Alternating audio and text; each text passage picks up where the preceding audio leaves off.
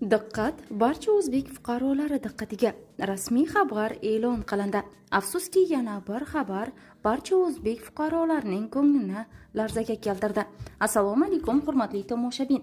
Kanalimizga xush kelibsiz. Video roligimiz ostida bir dona like hamda podpisatsiya tugmachasini bosib qo'yishni yodingizdan chiqarmang. 6 may kuni Toshkent viloyati Bo'stonliq tumanida Cobalt yo'l transport hodisasiga uchrab, ag'darilib ketdi. Bu haqda viloyat yo'l harakati xavfsizligi boshqarmasi xabar berdi.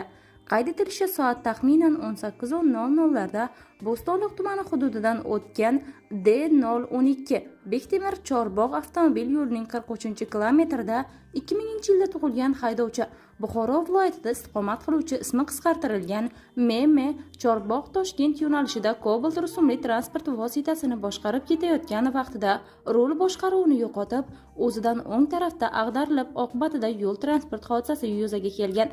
Bildirilishicha, ushbu yo'l transport hodisasi oqibatida haydovchi xavfsizlik kamaridan foydalanganligi sababli hech qanday tan jarohati olmagan. Hozirda holat yuzasidan Bo'stonliq tumani Ichki ishlar bo'limi yo'l harakati xavfsizligi boshqarmasi tomonidan surishtiruv ishlari olib borilmoqda.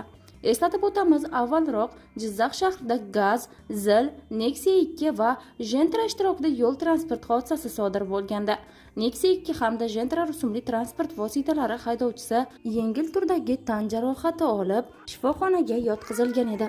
Hodisa oqibatida og'ir turdagi tan jarohati olganlar bo'lmagan.